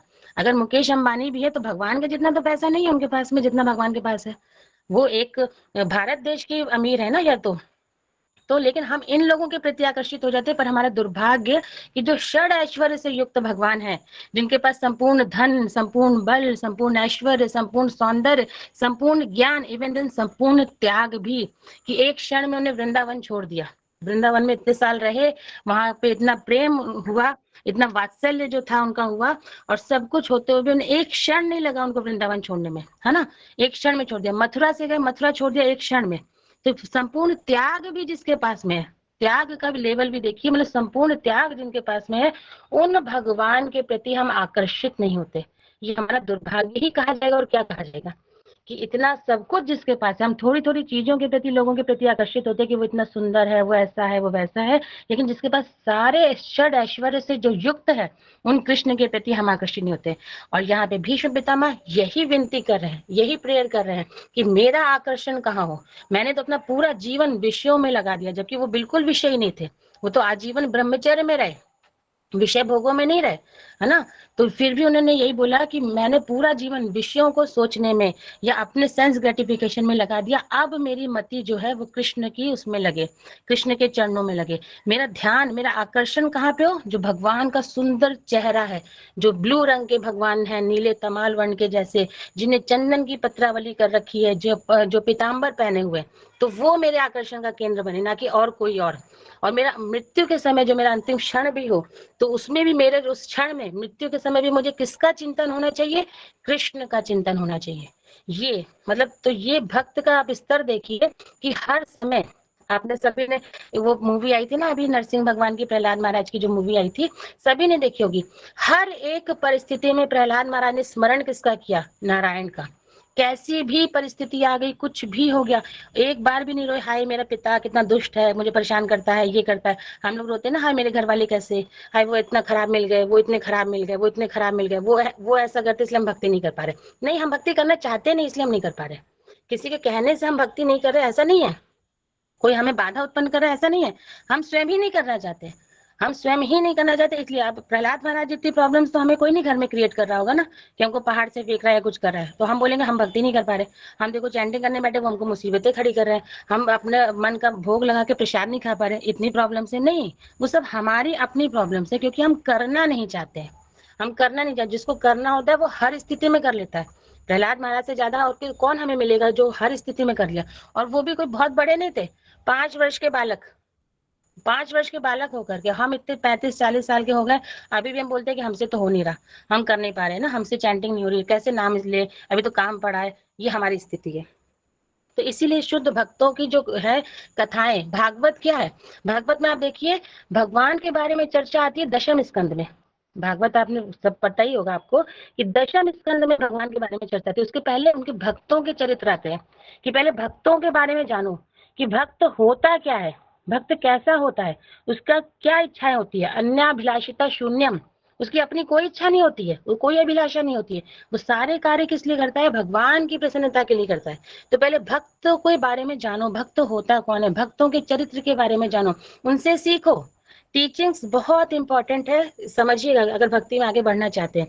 कुंती महारानी, सबसे पहली स्तुति आती है कुंती महारानी की श्रीमद् भागवतम में, वो बोलती क्या है कि मुझे और विपत्तियां दो, मुझे और दुख दो, तकलीफ दो। क्यों? क्योंकि आपका स्मरण बना रहे, इसलिए हम कभी कह सकते हैं कि हमें और विपत्ति दो, हमें तो जो मिली भी नहीं है, हम बोलते हैं तो बहुत बड़ी विपत्ति है, हमको मिली नहीं है अभी विपत्ति, पर हम बोलते हैं मेरे पास तो बहुत बड़ी विपत्ति है, हम क्या ही बताएं, मेरी लाइफ कितनी खराब हो चुकी है, अरे सब कुछ बर्बाद हो गया, अरे ऐसा हो गया, ऐसा हो गया, हम कैसे भक्ति करें। कुंती महारानी होल लाइफ परेशानियों में रही, कितनी कम उम्र में पति का सुख नहीं मिला, है ना, पीलिया रोग से ग्रसित थे, कोई पति का सुख नहीं मिला, बच्चे भी उनको क्योंकि आशीर्वाद मिला था दुर्वासा ऋषि से, तो उस तरह से उनके हो गए कि जिनको भी मतलब जिन देवता को बुलाया उनसे बच्चे हुए। उसके बाद भी लोगों ने उनको कितने ताने मारे कि पांडु जो थे वो तो पुत्र उत्पन्न करने काबिल नहीं थे, कहाँ से ये बच्चे आए, कितना उनको बोला। फिर उनके बच्चे जब बड़े हुए कितना कष्ट दिया, है ना, उनको वनवास में भेज दिया, उनको लाक्षागृह में डाल दिया, भीम को विषैला जहर दे करके नदी में फेंक दिया, कितना उनके साथ में गलत हो। इवन देन जब उनकी शादी होगी, द्रौपदी जी आ गई, उनका भी अपमान, इतना कष्ट झेलने के बाद भी जब अब राज्य का सुख उनको मिलने वाला था, तब वो कह रही है कि हमें और विपत्ति दीजिए। क्यों? सिर्फ और सिर्फ कि भगवान हमारे साथ रहेंगे। हम कर सकते हैं ऐसा, हम सोच सकते हैं कि हम भगवान को अपने साथ रखने के लिए इतनी विपत्ति झेल जाए। इतनी विपत्तियां तो हमने सोची भी नहीं होंगी, कभी इतनी लाइफ में नहीं इतनी मिली होंगी जितनी उनको मिली होंगी, है ना। तब भी हम जो है स्मरण नहीं करते, बल्कि हमसे क्या होता है कि जरा सी भी विपत्ति है तो हम बोलते हैं कि हम भक्ति नहीं करेंगे, हम तो बिल्कुल भगवान का नाम नहीं लेंगे, बहुत विपत्तियां आती हैं भगवान का नाम लोगे। हमारी ये स्थिति है कि अगर भगवान का नाम हम लेना स्टार्ट करते हैं, थोड़ा सा भक्ति में आते हैं, कोई भी प्रॉब्लम थोड़ी सी भी आ जाए, इवन मैं कहती हूँ नौकरी ही छूट जाए, तो बस हम कह अरे बाप रे इतनी बड़ी दिक्कत, नौकरी छूट गई, बिल्कुल भक्ति नहीं करनी, ये सब बेकार की चीजें हैं, देखो नौकरी चलेगी, बताओ कैसे घर चलेगा, कितनी बातें हम बोलते हैं। और वो बोल रही है, सबसे पहली प्रेयर आती है कुंती महारानी की, सबसे अच्छी शुद्ध भक्त आप देखिए, है ना, श्रीमद् भागवतम में। तो सीखने वाली चीज है कि कुंती महारानी इतनी विपत्तियों को झेलने के बाद भी बोल रही है कि भगवान तुम्हारा दर्शन हमको होता रहेगा, अगर विपत्ति हमको रहेगी ना तो तुम्हारा दर्शन होता रहेगा, और तुम्हारा दर्शन होता रहेगा तो क्या होगा कि हम इस भव सागर से निकल जाएंगे। क्योंकि भगवान का दर्शन क्या कराता है, जन्म मृत्यु जरा व्याधि के चक्र से, जो ये चक्र चलता है ना हमारा जन्म मृत्यु का, पुनरपि जननम पुनरपि मरणम पुनरपि जननी जठरे शयनम, ये इस चक्र से जो है हम मुक्त हो जाएंगे। इसलिए तुम्हारा दर्शन उतरे, चाहे कितना भी कष्ट मिले, चाहे कितनी भी विपत्ति मिले। फिर आते हैं भीष्म पितामह की प्रेयर। तो भीष्म पितामह भी क्या बोल रहे हैं, बाणों की शैया पे लेटे हैं, लेकिन क्या बोल रहे हैं कि दर्शन हो तो किसका हो, कृष्ण का हो, चिंतन हो तो किसका हो, कृष्ण का हो, सामने आंखों के सामने दिखे तो कौन दिखे, कृष्ण का चेहरा दिखे, मति में दिमाग में कौन चलना चाहिए, कृष्ण चलना चाहिए, वाणी से किसका नाम निकलना चाहिए, कृष्ण का। और मरने के समय भी हमारा अंतिम चिंतन क्या होना चाहिए, कृष्ण होने चाहिए। तो ये सब चीजें इनके बारे में पढ़िए, है ना, इनकी स्तुतियों को पढ़िए, उनके श्लोकास को पढ़िए, उनके अर्थ को पढ़िए। श्री प्रभुपाद जी ने तो भागवतम में एक एक शब्द का अर्थ बताया है, उसका ट्रांसलेशन अनुवाद किया, उसके बाद तात्पर्य में इतने अच्छे से समझाया है कि किस तरह से ये चीजें जो है हम अपनी लाइफ में लाएं, हम भी अच्छे से भक्ति कर सकें। सिर्फ ऊपरी दिखावा ना करें कि हम भक्ति कर रहे हैं, इससे कुछ हासिल होने वाला नहीं है। श्लोकास लर्न करने से या उस पर बोलने से, है ना, जब तक समझेंगे नहीं और अप्लाई नहीं करेंगे उससे कुछ भी होने वाला नहीं है। उसको समझिए, ये भक्तों की प्रेयर्स जो है इनको पढ़िए, अभी मैंने बोला था स्टार्टिंग में चातुर्मास जब शुरू हुआ था कि हमें श्रीमद् भागवतम में इतनी सारी प्रेयर्स दी गई हैं। देखिए हम इतने काबिल नहीं है कि हम बहुत सुंदर प्रेयर्स भगवान की लिखें, है ना, हम इतने काबिल नहीं है। तो जो प्रेयर्स हमको मिली है श्रीमद् भागवतम में मिली है या हमारे वैष्णव भजन में जो मिली है, कम से कम उन्हीं को रोज गाएं, उन्हीं को गा करके उनके अर्थ को समझ के कम से कम हम अपने में वो भाव उत्पन्न करें, है ना। क्या किस भाव से उन्होंने वो प्रेयर्स लिखी है, किस भाव से। देखो बाणों की शैया पे लेट के ये भीष्म पितामह क्या इनकी कॉन्शियस आप देखिए, ये नहीं रो रहे कि अरे मेरे शरीर में इतना दर्द हो रहा है। मेरे शरीर में थोड़ा सा दर्द होता है, कभी बुखार वगैरह हो जाए, हाथ पैर दर्द होते हैं, है ना, एनेस्थीसिया लगा होता है लेडीज के तो कमर दर्द होती है, इतना तो दर्द नहीं होता होगा ना बाणों की शैया पे लेटे हैं। तो हमारी स्थिति क्या होती है कि हमसे माला छूट जाती है, हमसे नाम जब छूट जाता है ना, हमें रेस्ट की बहुत जरूरत पड़ती है। तो वो क्यों पड़ती है? क्योंकि हम शारीरिक स्तर पे ही सोचते रहते हैं। हम जो कॉन्शियस जब आपकी वो हो जाएगी कि मैं कृष्ण के बारे में ही सोचना है, तो अपना शारीरिक कष्ट आपको दिखाई नहीं पड़ेगा। ये समझने वाली बात है कि जो भी है वो हमारे मन की स्थिति है। मॉर्निंग में मैंने बोला था कि मन को पहले अपने देखिए कि वो क्या करना चाह रहा है, उसको रीड कीजिए, उसको ऑब्जर्व कीजिए और उसको भगवान की तरफ लेकर के आइए, है ना। हम उससे चीजें छूटती बहुत जल्दी, हमें पकड़नी है चीजें पहले।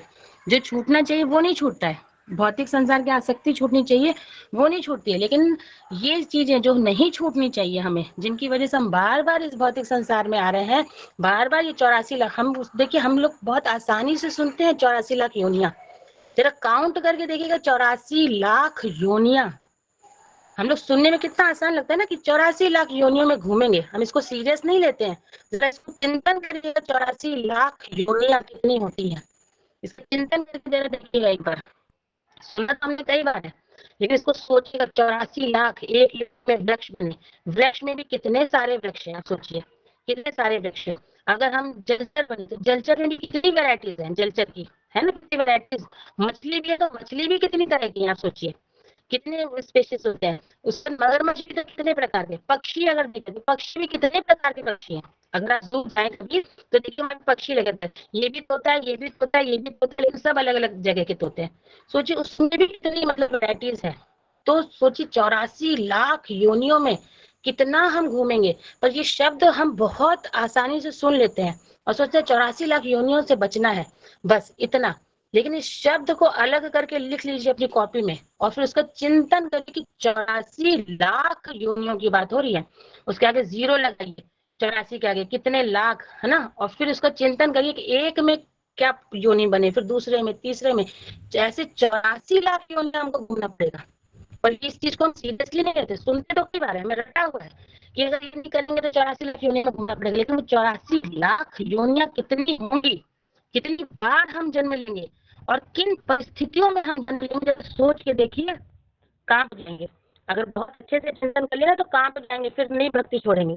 अगर बहुत अच्छे से चिंतन मनन किया तो आपको लगेगा ओ माय गॉड 84 लाख योनियां।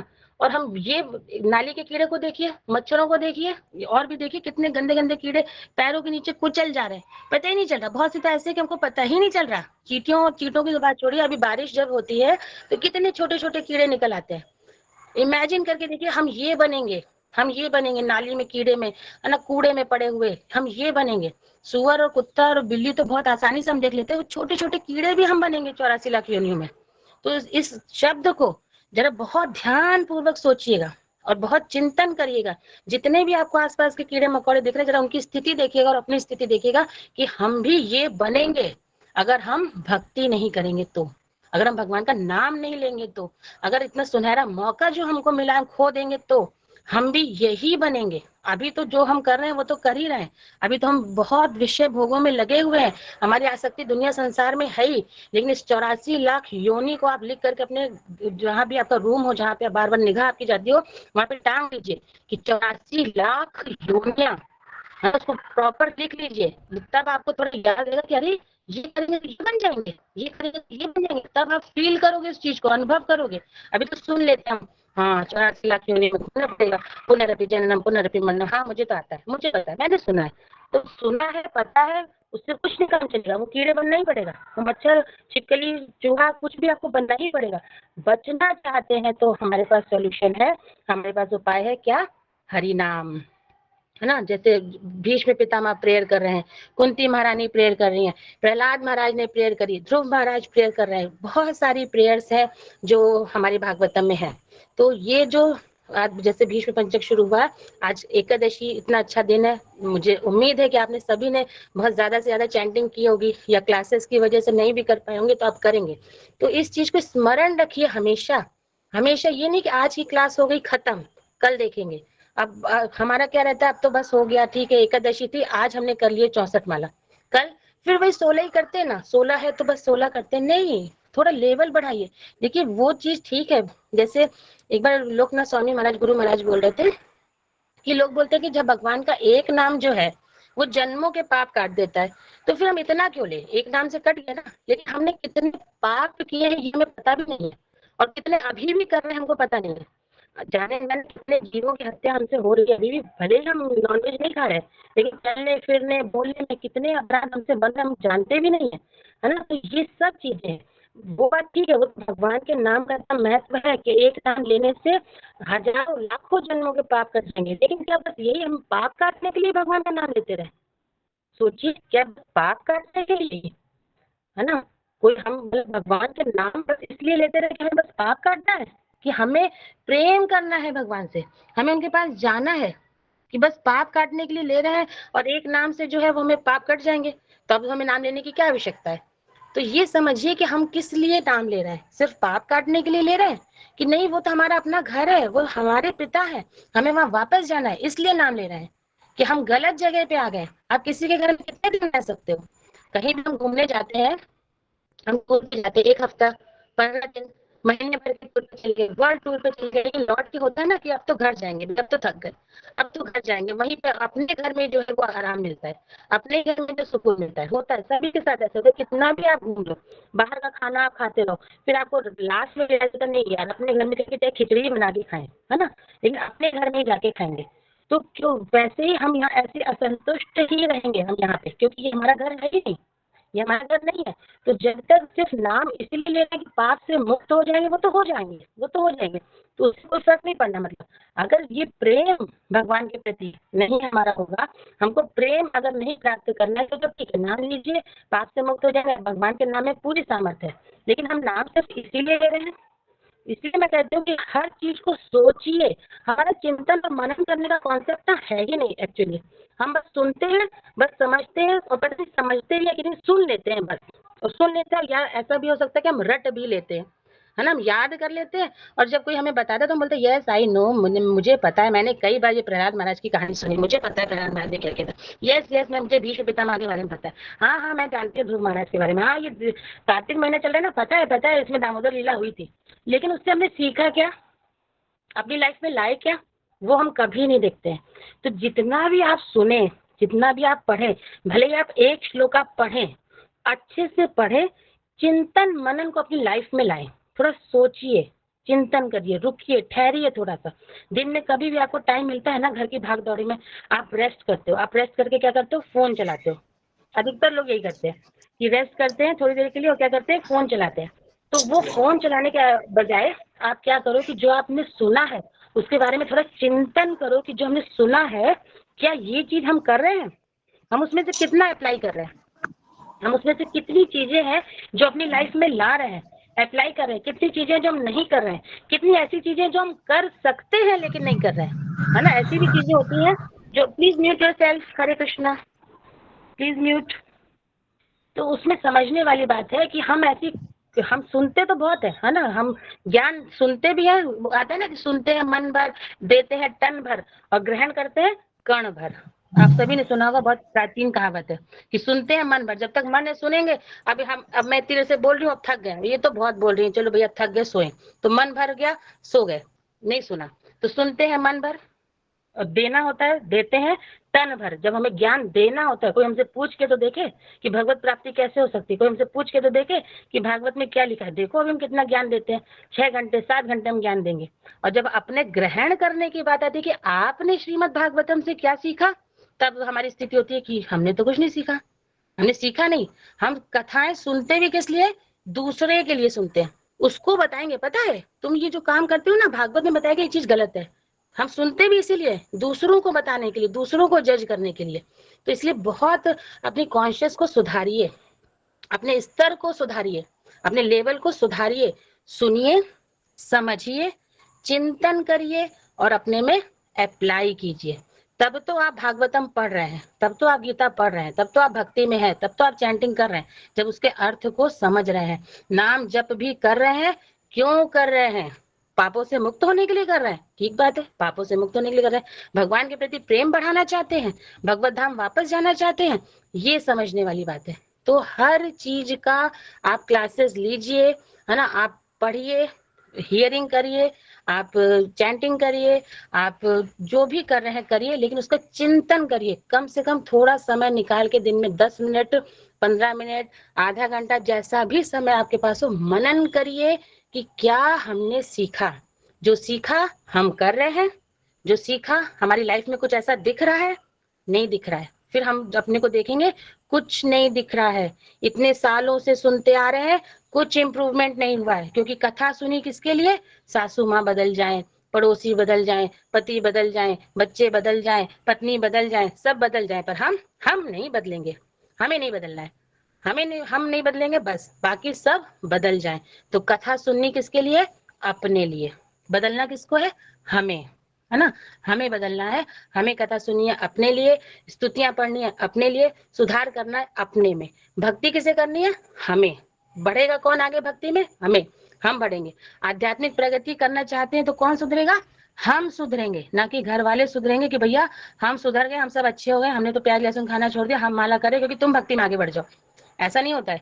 हमें भक्ति में आगे बढ़ना है तो हमें ही करना पड़ेगा। तो आप सभी का बहुत बहुत धन्यवाद।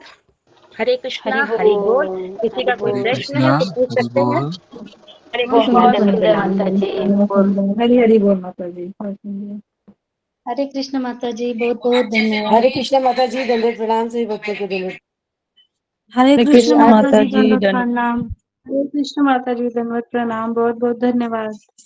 दंडवत प्रणाम, सभी को दंडवत प्रणाम। हरि बोल। बहुत धन्यवाद। हरे कृष्ण हरि माता बोल। जी, दंडवत प्रणाम। भक्तों के चरणों में दंडवत प्रणाम। हरे कृष्ण। हरे कृष्ण माता जी, दंडवत प्रणाम। जी सारे रंजना भक्त माता जी, हरे कृष्ण पूछना है आपको? हरे कृष्णा माता जी।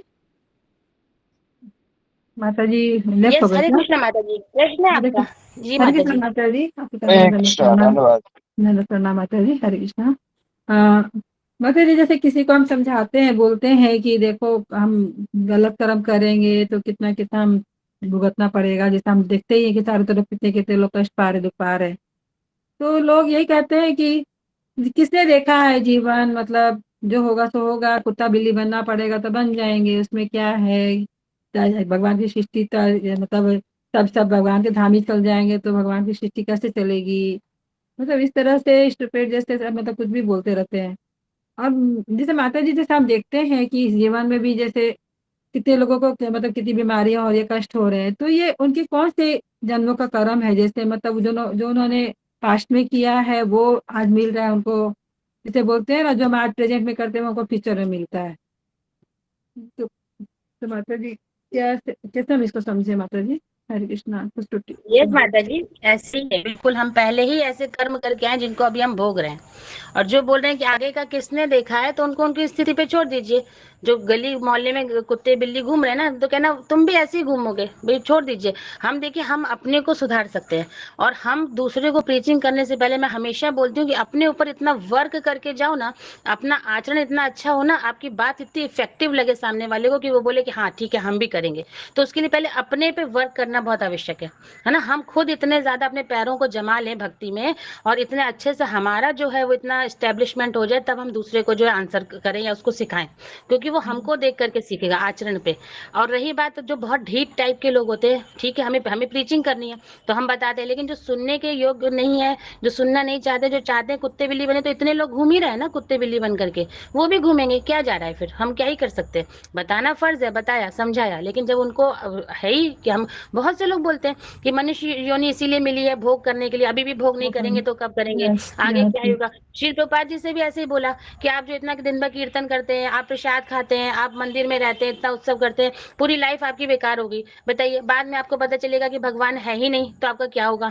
तो श्रील प्रभुपाद जी ने बोला कि नहीं, हम तो बढ़िया से कीर्तन कर रहे हैं, एंजॉय कर रहे हैं, प्रसाद बढ़िया बढ़िया खा रहे हैं, है ना। इतने उत्सव, देखिए कितने उत्सव होते हैं हमारे यहाँ। अभी सिर्फ कार्तिक मंथ में ही कितने उत्सव हैं, है ना। तो इतने उत्सव होते हैं, तो हमने तो खूब अच्छे से ये लाइफ एंजॉय करी। आप सोचिए कि आपने ये लाइफ में भी भगवान का नाम नहीं लिया, और आप जब मर के जाएंगे और आपको पता चला कृष्ण है, तब आपका क्या होगा, है ना। तो ये समझने वाली बात है। तो ठीक है, जो नहीं समझ रहे उनको हम नहीं समझा सकते, प्रयास कर सकते हैं, लेकिन ज्यादा हमें प्रीचिंग बहुत ज्यादा इफेक्टिव अगर करनी है तो हमें अपने ऊपर वर्क करना पड़ेगा। हमें खुद इतना अच्छे से जमना होगा जो लोग हमारी बात से प्रभावित हो, सबसे पहली चीज। और फिर हम थोड़ा सा प्रयास कर सकते हैं, बता सकते हैं। नहीं सुन रहे तो फिर छोड़ दीजिए। बहुत लोग हैं प्रीचिंग करने के लिए, बहुत पूरी दुनिया ही जो है वो ऐसे भोग विलास में लगी है ना, तो और दूसरे को प्रीचिंग कर दीजिए, दूसरे को प्रीच कीजिए फिर, ठीक है। और हमारे पिछले जन्मों के ही कर्म है माता जी, हम ही सब ऐसे कर्म करके आए हैं। अब वो बोलो कि एकदम पिछले जन्म का ही हो, ऐसा नहीं हो, अनेक अनेक जन्मों के हमारे कर्म है। तो वही जैसे हमने इच्छाएं रखी हैं, डिजायर्स, जैसे हमने अंतिम समय का चिंतन किया है, लास्ट हमारा क्या चिंतन रहा है, ये सब जो है वो हमारा नेक्स्ट बर्थ डिसाइड करता है, और वैसे ही तरह के लोग हमें मिलते हैं। तो एक बार बहुत इस पे मैंने कर्मों का एक विज्ञान एक लिया था ना टॉपिक, शायद मॉर्निंग में लिया था, आपने सुना होगा। तो वो कर्मों का ही फल होता है माता जी, ठीक है, ओके। लेकिन जब भक्ति करते हैं तो माता जी, अब जब भक्ति करते हैं ना, तो ये जो होता है फल तो भोगने पड़ेंगे। मैंने बताया था कि जब हम भक्ति करते हैं, भगवान का नाम लेते हैं, तो भगवान क्या करते हैं, हमारे अकाउंट से सारे पाप कर्म को ले लेते हैं। जैसे 100% पाप कर्म ले लिया और 1% छोड़ते हैं, मतलब 99% ले लिया, 1% रखे रहते हैं। उससे क्या करते हैं, बीच बीच में हमको छींटे मारते हैं। जो हमारे बीच में जब हम भक्ति करते हैं प्रॉब्लम्स आती है ना, तो वो सिर्फ छींटे होते हैं। अगर हम भक्ति नहीं करते तो इससे भी बुरी कंडीशन हमारी होती। अगर हम भक्ति में आने के बाद कुछ प्रॉब्लम्स हमारी लाइफ में है ना, तो सोचो ये तो भगवान छींटे मार रहे हैं, हल्के हल्के छींटे, 1-2 डॉट्स आ रहे हैं। अगर भक्ति नहीं करते तो इससे बुरी दशा हो गई होती हमारी। तो ये समझने वाली बात है। तो हर तरह से भगवान का ग्रेटिट्यूड हमें शो करना चाहिए, भगवान को धन्यवाद बोलना चाहिए कि अच्छा है कि मतलब हम भक्ति में हैं। अपने को ब्लिसफुल मानना चाहिए, अपने को बहुत सौभाग्यशाली मानना चाहिए कि हम बहुत ही अच्छे हैं जो भक्ति में हैं। हमारा ये सौभाग्य है कि हम भक्ति में, हम भगवान का नाम ले पा रहे हैं, ठीक है माता जी। तो हमेशा भगवान को ग्रेटिट्यूड दीजिए, थैंक यू बोलिए, भक्तों को जी, वैष्णवों को धन्यवाद दीजिए, गुरु को धन्यवाद दीजिए, प्रभुपाद जी को धन्यवाद दीजिए कि अगर प्रभुपाद नहीं होते तो फिर क्या होता। अपनी स्थिति सोच के देखिए क्या होती है हमारी स्थिति। सही बात है, बिल्कुल सही बात। बहुत बहुत धन्यवाद माता जी, बहुत सुंदर बताया आपने। हरे कृष्णा, आपको चरणों में हरे कृष्णा। बहुत बहुत धन्यवाद, हरे कृष्णा। यस शिखा माता जी, प्रश्न है आपका? हरे कृष्ण माता जी, दंडवत प्रणाम। माता जी आपने इतना सारा समझा दिया, रंजना माता जी ने सब पूछ लिया, आपने इतना सारा समझा दिया। तो वही मैं सोच रही थी, जो मुझे पूछना था वो तो माता जी ने पूछ लिया, तो मैं पूछूं क्या। मेरे दिल में ना अजीब सी धुकधुकी लगी हुई है, मतलब अंदर से ना मेरा ऐसा दिल ऐसे हिल रहा है, मतलब आगे पीछे हो रहा है, मतलब ऐसे डर सा लग रहा है। उसका अब मैं क्या करूं। किस बात का डर लग रहा है? पता किस बात नहीं, का डर लग रहा है माता जी? यही सब कि मतलब भक्ति नहीं करेंगे तो क्या होगा, 84 लाख योनियों में घूमना पड़ेगा। तो अगर डर लग रहा है तो हाँ, 84 लाख भक्ति तो हमने बचपन से की है। भगवान को हमने बचपन से ही, क्योंकि हमारे घर में जन्म से ही सब मैंने देखा है, सब भक्ति कर रहे थे इलाहाबाद अयोध्या में। तो उस बात कहते नहीं कि भक्ति कर, मतलब ये सारी बातें सुन के ना मेरे दिल में अजीब से एक हलचल मच गई है। मतलब जैसे कोई चोर चोरी करके भागता है ना, तो हमको डर लगता है चोर को, उसी तरह से। तो मैं पूछूं तो क्या पूछूं, इसलिए हरे कृष्णा, दंडवत प्रणाम। धन्यवाद माता जी। तो आप कुछ मत पूछिए, आप बस भगवान का नाम जप करिए अच्छे से, है ना। जब बहुत अच्छे से नाम जप करेंगे तो हर चीज, ये धकधकी दुखदुखी जो कुछ भी हो रहा है सब चला जाएगा, ठीक है। बहुत अच्छे से नाम जप करिए फिर आप। ओके, हरे नाम कृष्णा तो माता जप जी। करती हूँ यस माता जी, ध्यान से। हाँ, वो बहुत इंपॉर्टेंट है माता जी, ध्यान पूर्वक जप करना सबसे ज्यादा इंपॉर्टेंट चीज है। ध्यान पूर्वक करना, है ना, ध्यान लगाना, उसको सुनना, नाम को बोलना और बहुत ध्यान से उसको सुनना, ये बहुत इंपॉर्टेंट चीज है, इसी पे फोकस कीजिए। हाँ जी जी, हरे कृष्ण, दंडवत यस प्रणाम। रेखा माता जी। जी हरे कृष्ण माता जी, दंडवत प्रणाम। सभी भक्तों को दंडवत प्रणाम। माता जी जैसा कि आप मॉर्निंग में भी बताते हैं, अभी भी आपने बताया कि हमें चिंतन मनन करना चाहिए।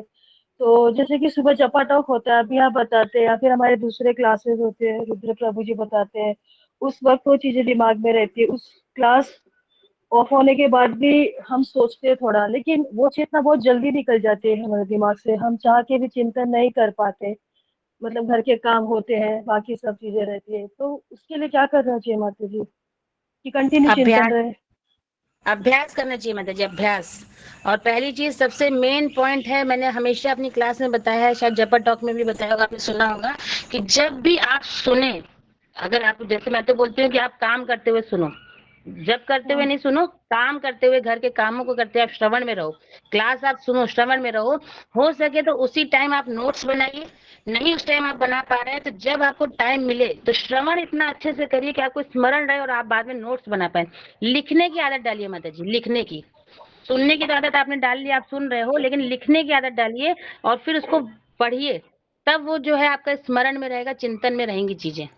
तो लिखिए थोड़े थोड़े पॉइंट्स जी हर क्लास से, जो भी आप सुन रहे हो क्लासेस, और जो आपको इफेक्टिव लग रहा है कि हाँ ये मेरी लाइफ में नहीं है, मुझे ये चीज अपने में लानी है, उसको लिखिए, है जी ना। तो या तो क्लास के टाइम पे आपको समय है तो लिखिए, नहीं तो क्लास के टाइम पे आप कुछ काम कर रहे हैं ऑफिस में या घर के कामों को कर रहे हैं, तो बाद में कोई तो टाइम हमें घर में मिलता ही है ना फ्री, कि जब हम थोड़ा बैठते हैं, रिलैक्स होते हैं, तो उसको लिखिए कि हमने आज क्या क्या सुना।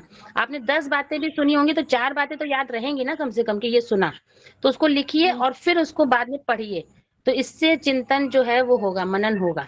लिखने की आदत डालिए माता जी, ठीक है। और माता जी दूसरा मेरा ऐसा है कि जैसे भी एकादशी है, ज्यादा चैंटिंग करनी है, ज्यादा राउंड्स कर ले, तो मेरा कैसे, मैं कंटिन्यू जपा भी नहीं कर सकती, तो फिर मैं क्या करती हूँ, एक अध्याय पढ़ लिया भागवतम का, या फिर गीता थोड़ी पढ़ ली, फिर एक माला की, फिर रीडिंग किया, फिर माला किया, तो ये ठीक है या गलत, क्या करूँ? अगर ज्यादा चैंटिंग करनी तो एक एक माला के बाद नहीं, कुछ राउंड्स ले लीजिए, 4 राउंड 6 राउंड, उसके बाद पढ़िए। थोड़ा एक साथ बैठ के कम से कम 4 माला तो करिए, ऐसे करके। अगर आप एक साथ जी में वो 4 16 माला के कर पा बाद रहे हैं, करती हूँ मैं, जैसे 16-20 राउंड हो हाँ गया, पर 16 अभी के जैसे बाद तो माला में करिए। मन नहीं लग रहा। ठीक ठीक ठीक ठीक है माता जी, मुझे आपने बोला एक एक माला के बाद, तो मैंने कहा एक एक माला के बाद तो नहीं, लेकिन हाँ ठीक है, आप 16 राउंड्स के बाद में फिर थोड़ा रीडिंग करें, ठीक है चलेगा। आप हियरिंग करें चलेगा, फिर आप राउंड्स करो, ठीक है माता जी, कोई दिक्कत नहीं, कर सकते हैं, जैसा बिल्कुल कर आपका सकते जपा हैं। टॉक का होता है ना, मैं वो रिकॉर्डिंग सुनती हूँ बीच जी बीच में, तो उससे प्रेरणा मिलती है। मतलब मेरा क्या है ना कि कंटिन्यू मैं सुनती रहूँ ना, तो मुझे प्रेरणा मिलेगी। बहुत टाइम का गैप हो गया तो मुझे मोटिवेशन नहीं मिलता, तो मैं कर नहीं पाती। मेरा वो प्रॉब्लम है, तो ये ठीक है ना कि आप गलत है? मुझे वही यस कंफर्म बिल्कुल करना सही है था। माता जी, बिल्कुल सही है। अगर आपको बहुत टाइम से आपकी इस लाइन से आप हट गए हो और वापस आना चाहते हो, तो ये सबसे अच्छा पॉइंट है कि आप चैंटिंग करो और पहले सुनो, चैंटिंग के पहले भी आप सुनो, जपा टॉक सुनो या कोई लेक्चर सुनो, और शिक्षा अष्टकम पढ़ करके, है ना, आप प्रयास कीजिए कि शिक्षा अष्टकम पढ़िए। पंच तत्व महामंत्र जो हम बोलते हैं उसमें प्रेयर कीजिए पंच तत्व से, कि मैं अपनी चैंटिंग जो है बहुत अच्छे से कर पाऊँ। शिक्षा अष्टकम पढ़ के चैतन्य महाप्रभु से प्रेयर कीजिए। जब भी आप चैंटिंग स्टार्ट कीजिए तो पहले शिक्षा अष्टकम पढ़िए, ठीक है, और फिर 16 राउंड्स कंप्लीट कीजिए, फिर आप अपना कोई भी लेक्चर सुनिए या रीडिंग करिए, फिर स्टार्ट कीजिए चैंटिंग, तो फिर शिक्षा अष्टकम पढ़िए, क्योंकि जैसे हम थोड़ा सा हट चुके हैं अपनी लाइन से, तो दोबारा आने के लिए इतना हम कर सकते हैं, ठीक है माता जी। आप बहुत अच्छा कर रहे तो हो, आप एवरी बहुत अच्छा कर 16 रहे हो। राउंड्स के बाद शिक्षा अष्टकम पढ़ना है क्या? एक बार पढ़ लीजिए स्टार्टिंग में, जब स्टार्टिंग में आपने शुरू करी चैंटिंग, तब एक बार पढ़ लीजिए।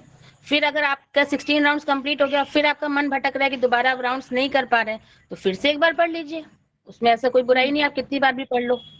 लेकिन मॉर्निंग जी में तो जैसे कम से मैं कम एक बार तो हमें पढ़ना ही चाहिए, जी पढ़ के वैसे तो ही मैं आपका चैंटिंग जपा स्टार्ट टॉक करनी होता है, चाहिए। वो ही सुनती हूँ दिन में 2-3 बार, उससे मुझे मोटिवेशन मिलता है।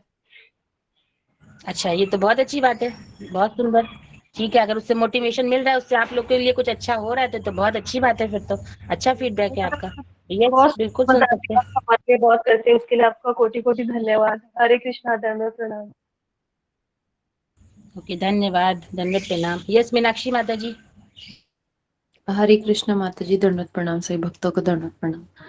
माता जी मेरा एक क्वेश्चन था, जैसे अभी रंजना माता जी ने पूछा और आपने बताया कि कर्मों से ही हमें जो भी दुख मिलता है, तो माता जी एक क्वेश्चन था मेरे दिमाग में कि जैसे जिसके द्वारा हमें दुख मिलता है, अब वो दुख हमारे प्रारब्ध मतलब उसके हिसाब से होता है, किसी को ज्यादा बहुत खतरनाक दुख मिलता है, किसी को कुछ मिलता है, तो जिसके थ्रू वो दुख मिलता है वो तो निमित्त होता है ना माता जी, वो तो हमारा ही हमें मिल रहा है, बट वो किसी के थ्रू मिल रहा है, तो फिर उस इंसान को पाप लगता है, ऐसा क्यों? मतलब उस व्यक्ति ने अगर वो कार्य किया है और वो हमें दुख मिला है उससे, तो वो तो हमारे पापों को हमें मिला है, क्या फिर उसको भी पाप लगता है उस चीज के लिए? देखिए माता जी, यहाँ बहुत समझने वाली बात ये है कि हम ये शरीर की बुद्धि में ना, देहात में बुद्धि में, तो सब रिश्तों को हम अपना समझते हैं। हम सब ना इंडिविजुअल सोल है, व्यक्तिक आत्मा जिसे बोला जाता है। हम सब इंडिविजुअल सोल है, हम सब अलग अलग हैं, हम सबके अलग अलग कार्मिक अकाउंट है। हम अपने कार्मिक अकाउंट के हिसाब से झेल रहे होते हैं, तो जो निमित्त भी बनता है तो उसका अपना कार्मिक अकाउंट है उसका। देखिए ऐसा होता है कि जैसे किसी की इच्छा है कि हम किसी को मारेंगे, हम किसी को मारेंगे, बहुत इच्छा है कि हम मारेंगे, ठीक है, उसका ये अपना है, उसको करना है कार्य।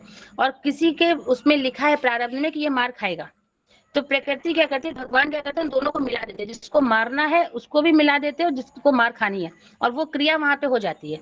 आप समझ रहे हैं? तो वो सबका अपना कार्मिक अकाउंट। अब उसको मारने के बाद उसको उसका क्या फल भोगना पड़ेगा, ये उसके साथ जुड़ जाएगा। और जिसको वो फल मिलना था, मतलब मार खानी थी, उसका अपना है। तो ये सबका इंडिविजुअल अपना अलग अलग होता है। तो जिसका जो अकाउंट है, हो सकता है कि उसका बढ़ना होगा कि घटना होगा। हम सिर्फ अपने पे फोकस करें कि हमने गलत किया था इसलिए हमारे साथ ये चीजें हो रही हैं, उसको एक्सेप्ट कर ले, ठीक है, उसको एक्सेप्ट हम कर ले। बाकी दूसरे के साथ क्या होगा हमें नहीं पता, हम नहीं जानते। हो सकता है हमको दिखे कि इसने मेरे साथ बुरा किया था इसलिए उसके साथ बुरा हो रहा है, नहीं, उसका अपना कार्मिक रिएक्शन है, उसकी अलग ही दुनिया है कर्मों की, हमारी अलग है। हम लोग एकदम इंडिविजुअल सोल है, अलग अलग, सबका अपना अपना अलग अलग है। ठीक है माता जी? जी थैंक यू माता जी। ओके, सभी का बहुत बहुत धन्यवाद। तो विराम लेंगे। वांछा कल्पतरुभ्यश्च कृपा सिंधुएव च पतितानां पावनेभ्यो वैष्णवेभ्यो नमो नमः। अनंत कोटि वैष्णव वृंद की जय, हरे श्री कृष्ण प्रभुपाद जय की जय, जय बहुत बहुत जय धन्यवाद जय बहुत धन्यवाद। हरे हरि कृष्ण बोल माता के चरणों में कोटि कोटि बहुत नमन। बहुत धन्यवाद माता जी। हरे हरि कृष्ण बोल, माता जी हरि बोल, दंडवत हरि बोल। प्रणाम। हरि बोल। सभी बहुत भक्तों के शॉर्ट चरण नोटिस में माता जी ने क्लास ली, तो उनका तहे दिल से बहुत बहुत धन्यवाद माता जी। दंडवत हरि प्रणाम प्रणाम। प्रणाम। बहुत बहुत बहुत बहुत ऐसे धन्यवाद माता जी। ऐसे बीच हरि बीच बोल। में हमें अपना सेवा में कृपा लगाए रखिएगा। माता जी। ये माता जी, आप सेवा देते रहेंगे, हम करते रहेंगे, बस हम तो दास हैं, हमारा क्या है। आप सेवा देंगे तो हम कर हरि लेंगे। बोल, बहुत बहुत हरि बोल सौभाग्य है माता जी, आपका हरि भी, हम लोग का बहुत बड़ा सौभाग्य है, आप जैसे बच्चों का संग मिला है। तो हम यहाँ पे विराम लेते हैं। हरे कृष्ण, दंडवत प्रणाम सभी भक्तों को। हरे कृष्ण माता जी, आपके चरणों में दंडवत प्रणाम, फिर भक्तों को हरे दंडवत प्रणाम। कृष्ण हरे माता कृष्ण। जी दंडवत प्रणाम। सभी वैष्णव भक्तों के चरणों में दंडवत बहुत बहुत प्रणाम। धन्यवाद, हरे कृष्ण। धन्यवाद प्रणाम माता जी।